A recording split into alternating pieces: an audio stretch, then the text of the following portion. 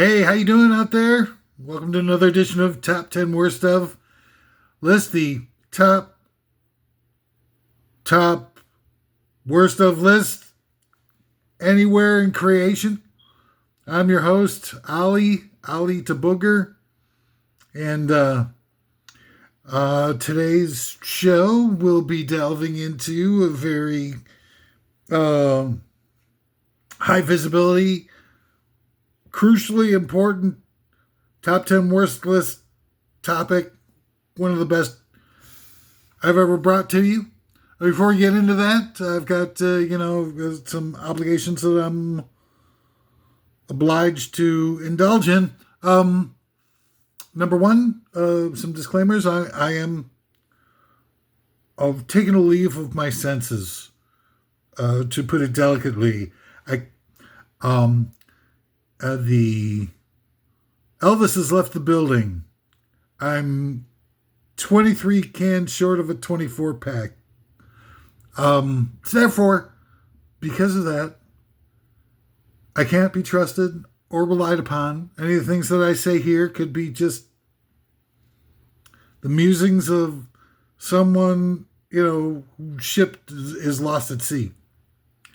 And not really, I'm not like super up, medicated or any of that type of thing. I just don't fit in with society is what it is. Cue the music. I've just, sort of become sort of a outcast, unable to make connections intellectually or emotionally with those around me. I don't play nice with others. I'm a fighter, not a lover. And I swim upstream during mating season. And it makes me that, sort of sociological other, as we're the outside of the inner circle type of objectification factor runs heavily as a subtextual theme throughout my life.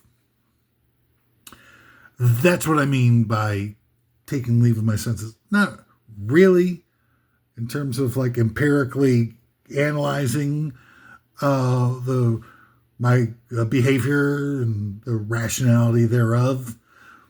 It's just that, everybody's just so complacent and just looking to, skirt on by and, tend to take gigantic 4 to 8 year long naps where they pay attention to absolutely nothing. They do nothing. They know everything's wrong, but they'll just sit around and just kind of like with a tub of Haagen-Dazs in front of them, binge watching The Unbreakable Kimmy Schmidt and expect everything to just all be better. Because like everything's like a happy ending in the world. How the real world be any worse than Avengers, the Avengers, Endgame movie? I'm supposed to know. I mean, the Endgame turned out bad, right? But then they rewrote all the rules of reality, saying, well, it's the ultimate cop out, right? What's his name? Thanos does the thing with the Infinity Glove, Gauntlet, or whatever, and half of everybody dies, and that's it. But no, not when it comes to like make a movie. They can revisit it. They can have a quantum, whatever it is, and everything's like all changing reality. It's like the ultimate cop out. It's like it was JR woke up and it was a dream, or Bob Newhart wakes up after the Newhart show for the finale. Right next to Suzanne Plagette, like it was a dream from the first Bob Newhart show, which was a clever contrivance, and should point out to us, sort of metaphorically, that what they're doing is all fantasy, and that we're immersed in it, so that we know more about fantasy than we do about reality. Real Housewives of the so and so whatever location, insert please here in the open slot, and other reality shows have absolutely nothing to do with reality other than trying to replace reality with a fictionalized depiction of one. Number two, I'm not partisan. Okay, a lot of people like trying to push back on that, saying like, "Oh, how could you not be partisan with so and so doing such and such?" And I'm like, okay, you know what? Enough. You take your, when you're starting to say like all Republicans are blah blah blah and all Democrats are blah blah blah, you're all painting with broad brushstrokes, which is just the same type of thing that creates prejudice in the first place. If you all want to ramp up your hatred and fight amongst yourselves and judge people based on what they are instead of who they are, it's on you. And I'm going full on golden rule for the rest of my probably few remaining days. They got the AI robots coming, even if I don't succumb to just the pressures of all the glory of my life here and indulgence. There's got to be like a lot of things that, are going to be inescapable like any minute now. And by a lot of things, I'm talking about AI driven cybernetic robots, which are ready to be brought online. They're kind of beta testing them now behind the scenes, and they will shock you with the aggressive nature and physically domineering profile that they will present publicly. We're not ready for that action. So, clean up your stuff, man. It's time to go. Human race, out the door. You're going to be replaced any minute now by a whole new race of cybernetic who's-its and what-you-call-its. I'm trying to create a movement. I have been for 30 years, sacrificing everything I possibly could, trying every different option I could come up with, morphing from a musician to trying to create a ground-up, grassroots distribution network so that people can speak truth to power without having to sell out their souls. They can follow their creative muse. They can express their independent knowledge and intuitions and create a community that thrives off of the direct information of people who are actually still human instead of these corporate drones and talking heads that are complete selves. And it's about to get a lot worse now that, a Trump MAGA ideologue has now taken over a third of all of mainstream media with Larry Ellison and Paramount and Warner Brothers and CNN and Random House. It's just a, goddamn shame that, of what's going on here. I'm trying to create a movement where at least, we can all be, just get along together. And the only separation between people on a large scale is between the haves and the have-nots. The lefties and righties, everybody, wants to, we all disagree on, methodologies and, we all have damage inside of us foisted upon us by haters and institutional maniacs who've taken over every avenue of mainstream level of distribution of information, education, the media, the entertainment vehicles, and it's just a nonstop third-party outsourced propaganda ministry that took over everything. Everything that we see and hear is all lies, it's all garbage, it's all indoctrinational in nature. And it's created damaged goods in us, all of us. Every single one of us were suffering from some sort of custom designed social engineering that's turned us into completely intolerant haters that don't have any ability to be able to figure out what's needed to prioritize our escape from underneath the boot heel of our rancid, pathetic, pathological overlords. They're damaged too. They're the sickest of all. The people who are calling the shots are the ones who are making us into these things. They're using all of their power and their resources and their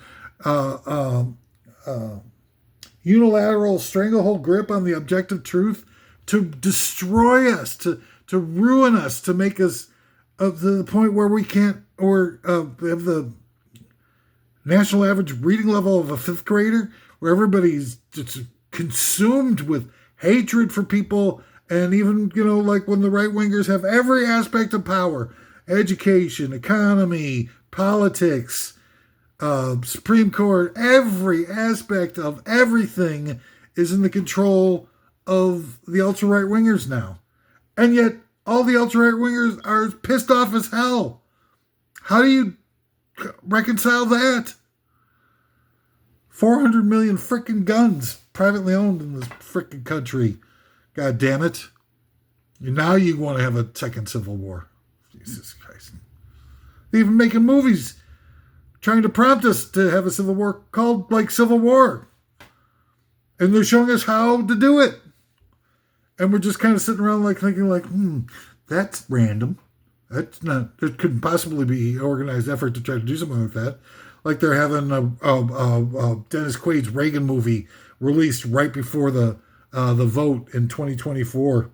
Like that wasn't supposed to, romanticize the Gipper Dutch in the minds of the, right-wingers to help motivate them to go to the polls and all that kind of thing. No, totally random. Anyway, I come up with these lists. These lists might not seem like they're, on the level, but they are. I come up with, I did them with a bunch of former dental hygienists who gather with me outside of the Corn Palace, where we take copious doses of bladder acid mixed with baby aspirin to come up with these lists. And these lists are, meant to be, liberating experience. It, shows you a little bit more about the world around us. It's almost like like David Attenborough. Is he the right Attenborough? Or is it Richard Attenborough? Which is the one that does all that stuff about our planet Earth is like 50 million years between primordial goo and the arising of the first protozoa.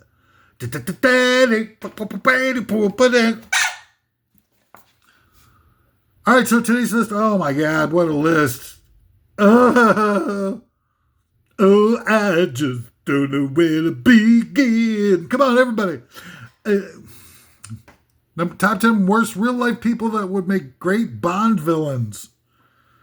Oh, this is, I tell you, this one's really going to be,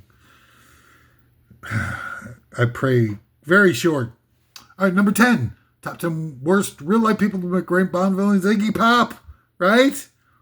And I want the Iggy Pop, like, from his most recent tour, where he's still taking off the shirt and that skin is all just like, look, it's like looking at a leather jacket, an old leather jacket that somebody slept in, with all the crinkly crags. And it's like looking at that, the crepe paper that they make streamers out of, with all those folds in there.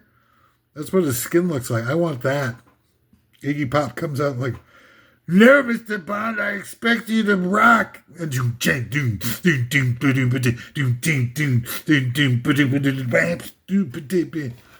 need love to ease my mind. No, I was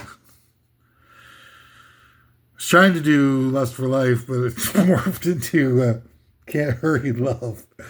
It's interesting, though. I mean, maybe there's actually a infringement case here. I'm going to change top 10 worst of lists into top 10 money-making investigations that I might be able to cash in on. It's the same beat. Ooh. Oh, it could be a cash cow run. Oh, that's a cash cow mooing. Number 9 of the top 10 worst real-life people who make a great Bond villain, Randy the Big Unit Johnson, that old, I mean, he's like 7 foot tall Major League Baseball pitcher, mostly for Arizona and Seattle. Randy Johnson. I mean, that sounds like a porn name, doesn't it? Starring, it's Log Jammin', starring Randy Johnson. Hi, I'm Randy. Would you like to try out my Johnson? Take a ride around the block, test drive it. But he would make a great Bond villain. He's like 1,000 feet tall already. You don't even need to do any trick photography. And he can throw a fastball like nobody's business. He could probably, should get one of those beanballs, like against Bond, aim for the helmet. I'm Randy Johnson. Both by name and by inclination. No, Mr. Bond, I expect you to get beamed with my slider.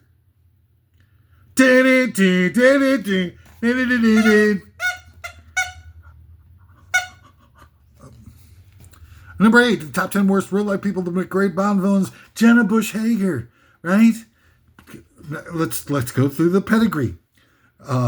Great-granddaughter of the guy who was running Union Bank in 1942 when it got shut down by the U.S. government because they were laundering money for Hitler.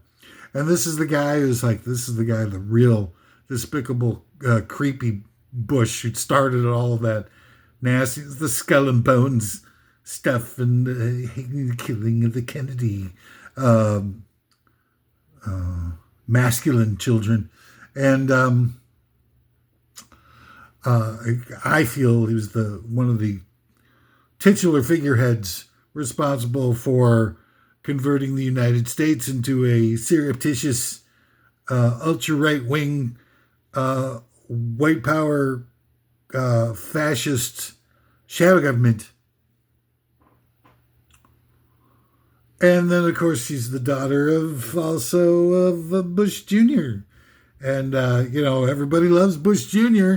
I see all kinds of Democrats now going like, oh, I miss Bush Jr., I wanted to go booty.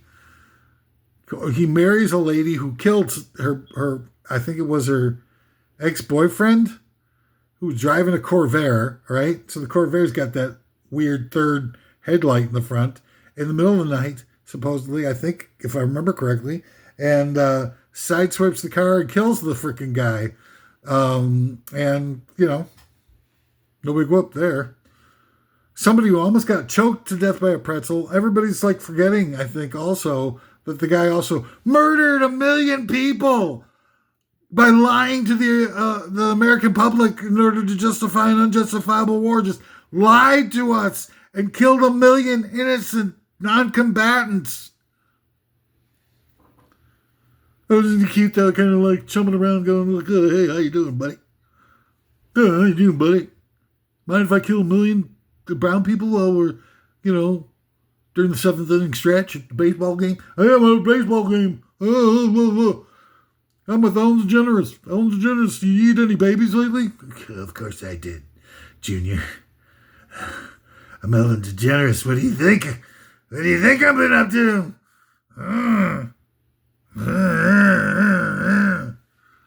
Ooh, is that my cash cow? It's more like a cash mechanical bull. Jenna Bush Hager. Something's really, I don't know. I mean, you're not supposed to talk about the way people look, but I swear to freaking God, it looks like when her mouth opens up, it looks like there's a second creature underneath a layer of skin.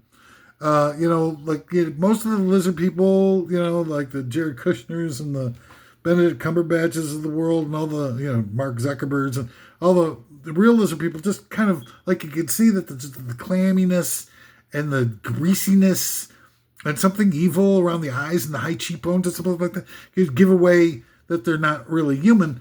But Jenna Bush Hager, when she smiles like that, it seems like there's like an extra set of teeth. It's almost like like the skin is draped on. I met You know who I met one time, a long time ago? I met, what's her name? The lead singer from the band The Pretenders, Chrissy Hind.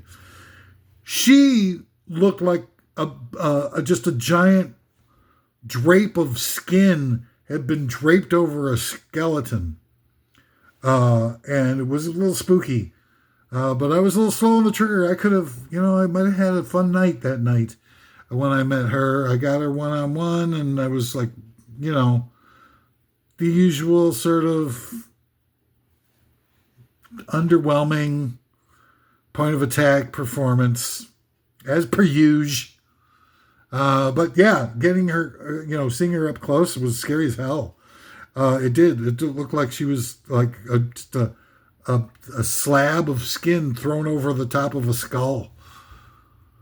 Number 7 of the top 10 worst real life people to make great Bond villains, Lowry Mays. Now, I think he's dead, so you'd have to use a hologram of him or one of the other Mays family creeps.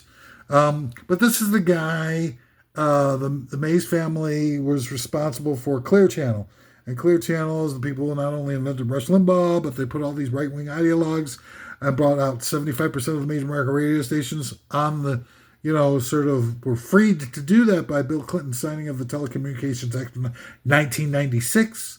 Thank you very much. And they went on to basically create a network that indoctrinated everybody in the Bible Belt to become, victimized by lies and deceptive techniques and indoctrinational trickery and stuff, to the point where, that's really when this hyper partisanship, hate started to really flow in the United States. Them and, Fox, of course. Those, and Lowry Mays is like, you whiff, as it's been, from the line from Bob Roberts, where you had the distinct scent of sulfur in the room every time they entered and they split off, and they created, on one side they had, a Clear Channel / iHeartRadio, and the other side of their corporation was Live Nation, and they got split up, supposedly an antitrust thing, but they had they had Mays family members on both board of directors. So it was an interlocking directorate. And so, you find that a lot of the things that, because Live Nation owned 75% of the major market radio stations, venues in major cities throughout the country. And then you got, and that's thereabouts. And then you got the, iHeartRadio / Clear Channel controlling 75% of the major market radio stations. And they could monopolize who becomes popular and what needs to happen in order for other people to become popularized. They got to sell out. They got to add tons of commercial product placement, surreptitious product placement into their music. They've got to be, eye candy. They got to be rich people. They got to be, deleterious to the human condition, sellouts, and willing to have a crew of people create their music in their name, that is, based on a wide array of social engineering agenda items. And that's Lowry Mays for you. So, again, perfect Bond villain. No, Mr. Bond, I expect you to artificially create Nicki Minaj into a superstar. All right. Number 6, his best friend, Lowry Mays' best friend, is number 6, Robert Pittman.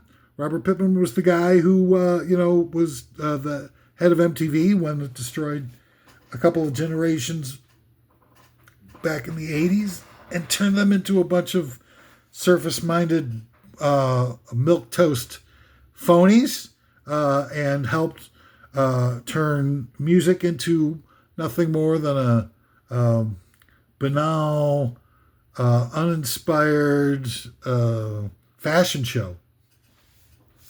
And then after having done that, after having destroyed music forever, they migrated him over to be the head of Clear Channel, where he did, continued on his work to destroy American intellects and turn in what is easily the most destructive lifetime achievement of power propaganda that absolutely just destroyed all independent thought in this country forever, and all the hatred that we're seeing, and vapid plasticity and empty, spiritless people wandering through life without anything of intrinsic value or heroes or anything that's uplifting and inspirational or aspirational is due to Robert Pittman. And this is a guy who it was so destructive for so long that it makes Joseph Goebbels look like a little schoolgirl. Joseph Goebbels would not only kiss the hem of this guy's garment, but he would piss his lederhosen if he saw the effectiveness of what Robert Pittman has done to the United States and various associated countries that were impacting. Number 5 of the top 10 worst real-life people to make great Bond villains, you. Right? Because you don't know who Lowry Mays and Robert Pittman are and aren't familiar with their multiple crimes against humanity. So you're just kind of walking around like, no, Mr. Bond, I expect you to wait line.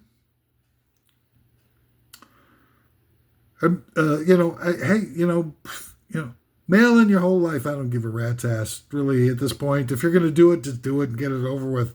Because it's almost done anyway.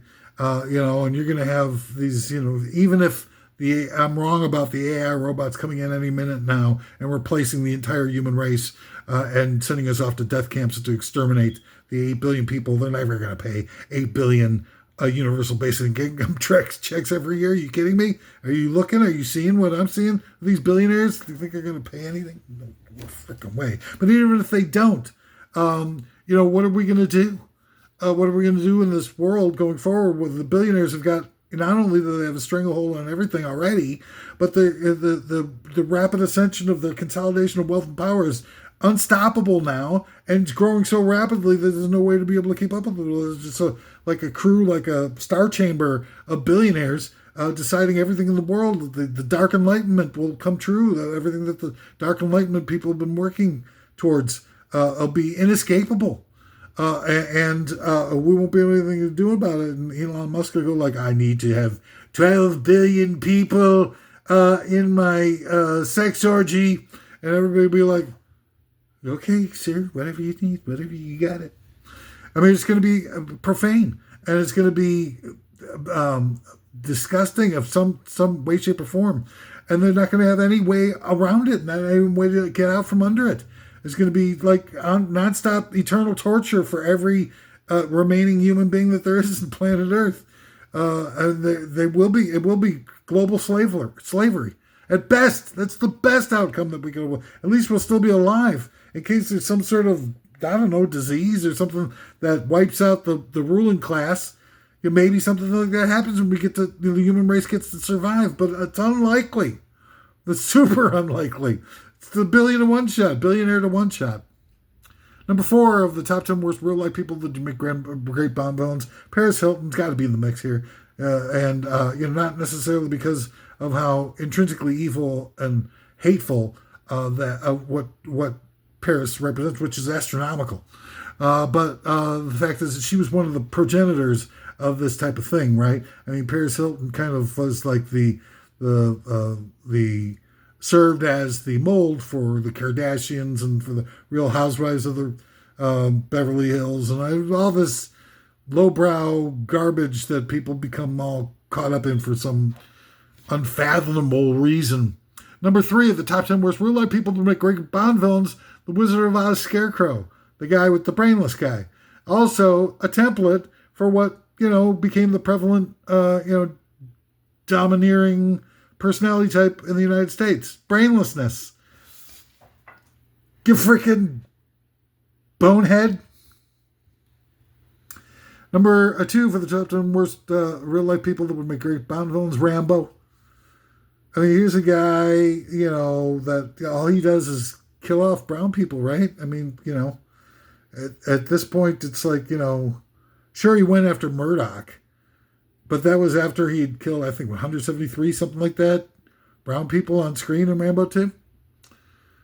And, and if the best part about it is gotta be that everybody here in America was cheering for him.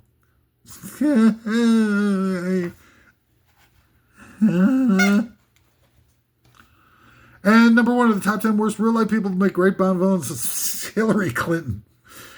I know, and be like, Hillary Clinton with all these evil right-wingers and stuff like that. Hillary Clinton is an evil right-winger. It doesn't come more evil. At least the right-wingers are telling us that they represent exclusively the billionaire class, that they couldn't give a rat's ass about anybody else. They love to hate, all the minorities and so on and so forth. Whatever you want to say about them is bad, but you know where they're coming from. They're bad, and they tell you it's as advertised. Hillary Clinton's been lying about it the whole time. Here's somebody who was in her entire formative years, she was an ultra right-wing conservative who actually volunteered for one of the worst people in history, Barry Goldwater, one of the most conservative people. Really, somebody who would fit directly in with with Nazi Germany, would be like a guy who would have replaced Rudolf Hess. Rudolf Hess, for some crazy reason, flew into Great Britain on a solo flight in the days prior to Operation Barbarossa launching, which I could tell you why, but I'm just not going to get into it today. It's, I'm just about to finish this thing, and I could use an early quitting time. For so many of these things turn out so freaking long. Jesus Christ. Anyway, Hillary Clinton. I forgot to ring my doohickey.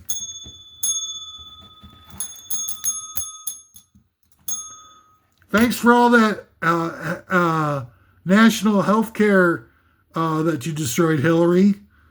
And, the career of Al Franken, who would have been the perfect candidate to run against frickin' Trump, that you seem to have had a hand in, and sending your minions all over the media diaspora the day that Joe Biden withdrew from the 2024 race to endorse Kamala Harris, who somehow the most unpopular candidate of the 2020 primaries became the presidential nominee in large part the fact that you and Bill were at the New York Times providing endorsements for her, and your surrogates, Tim Kaine and Debbie Wasserman Schultz, were on NPR providing full-throated endorsements for Kamala 2 seconds after Biden withdrew from the race. So you didn't have that planned out at all, did you? There's something wrong with Hillary Clinton. Didn't campaign in the blue wall states at all, not 1 minute in 2016, claiming instead that she had, that there were indications that Texas was in play. Any of you remember that? No? Oh, gee, wow, what a surprise. Not paying attention to details, not having any, sort of recollection of modern American history that could be applicable to our, to the enslavement of all free-thinking human beings. She lost Texas by 9 points. There was not in play, but that's what she claimed, why she wasn't campaigning in the blue wall states, and that she lost all the frickin' blue wall states. And that turned over the election to Trump. And people say, like, oh, she won the popular vote. And that's my invitation to that guy from that movie, Terror in London, or wherever it was, that Lon Chaney Sr., that they lost that movie. That's my imitation of the picture from it, which I think is exactly like Hillary Clinton every time I see her. And I come from the progressive, sort of lefty, hippy-dippy culture, man. Look at me. Does it look like I want to realize that the main leaders of the Democratic Party are sellouts and fifth column operatives. I don't want to believe it. I don't want it to be true. But when was the last time anything happened that benefited the working classes? Any of them, right or left, no matter how they self-identify. I mean, where's the, universal daycare? Where's the universal health care? Where's, the fair and equitable distribution of wealth in this country? I'm not talking about redistribution. I'm talking fair and equitable. Freaking billionaire holdings have gone up 88% in the last 4 freaking years. Anyway, that's all the time we got for top 10 worst ever this time out of the box. So fabulous to be here. So fabulous to have lived long enough to be able to present this to you. And some disclaimers here to finish things off. Everything I've said here is just opinions. Opinions that you will hate me for. Somebody is going to hate me for. Everybody hates everything, so what the hell? You mention anything that you even just say opinion, like the sky is blue. Oh, you MFer, so-and-so, pig sexer thingy. Hate you. Sky is blue. Who the hell are you to say the sky is freaking blue? Oh, freaking God.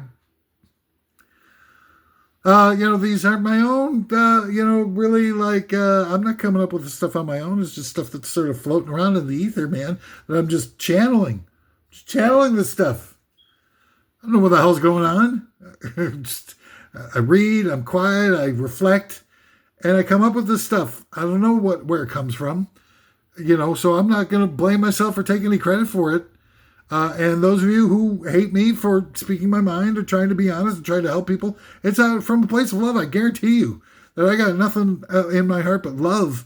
And I don't hate this country. I don't hate, the way that you probably are looking to project your own inner hatred and mistrust onto me. I see something that all the things that I've ever loved in this life have come from here. People, music, culture. It's just, you see somebody in trouble that you love, you don't turn your back and walk away or, throw an anchor when they're drowning. You try to help. And this is me trying to help. I might be wrong. I don't know. I'm better than anybody else. You think I know? Just because I talk a big game? It's just an attempt to make something good happen in this world for once. So we have to always be stepped on. We always have to be crushed by the ruling elite and just have to take it and suffer and sit there and become victims. It's not right. And there's no representation. There's no power apparatus that's dedicated to advancing the cause of the working classes. Jesus freaking Christ, it's obvious. Who are you going to put your faith in to be able to do that? Everybody is all on the same page, and that page is against everybody else. The working classes, the blue-collar types, the independent businesses, all that kind of stuff are all being crushed. And they it's set up to get a whole heck of a lot of worse almost immediately. And if it makes it feel any better, my life is horrific. I mean, I enjoy doing these things, but everything else, my whole life is crushed. I'm physically almost always in an immense amount of pain. I can't play music anymore, which was one joy of life. Although I'm working at it, I'm trying what I can to make a comeback. But these types of things are helping me. But for 30 years, I've been trying to beat my head against the wall, failure after failure, marginalized, and shadow banned and throttled down from getting organic levels of distribution based on the quality and weirdness, quite frankly, of what I do. Been backstabbed in my personal life, full of betrayal, titanic amounts of physical pain, loneliness, regrets. I mean, I got it all. The worst thing that you could do to me is just let me live. You can pile on if you want, if it makes you feel better. Hit me up with some comments. Oh, how much I hate you, you fat, hairy, old, nobody person. How dare you try to look at the details that we're immersed in, try to come up with some objective truth. Oh, it's an affront to God. There's that Moby Dick movie. I love that Moby Dick movie where Orson Welles shows up and he's giving the sermon and everything like that about Jonah and the whale. And he talks about how, Jonah trying to like live in the world of men and this world and trying to, effect some sort of autonomy in the grand scheme of things, and how it's in the Bible, it's interpreted as an affront to God. Is that really what? I mean, I thought it was supposed to be free will. I thought free will was the one gift that he gave to us. That he didn't give it all even the archangels and stuff like that. That man was the only creature that he gave the gift of free will to, and we've lost that gift by virtue of the fact that we're immersed in a fantasy land. It's a fairy tale. And if there is no objective truth in our lives and in our world, how can we make actual real decisions? All of our decisions are based on lies. If all of our decisions are based on lies, that means that we're not making real decisions at all. If we're not making real decisions, that means that we don't have free will. If we don't have free will, that means we're not even human anymore.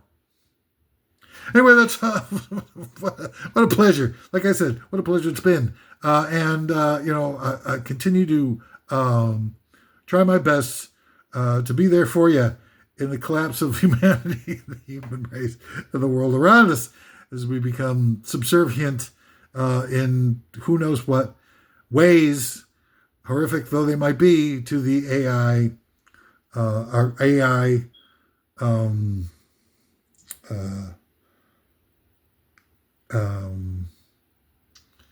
with the thing with the Darwin and all that sort of evolutionary scheme of things. So anyway,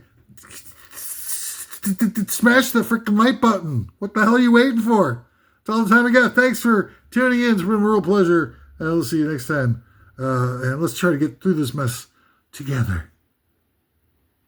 No.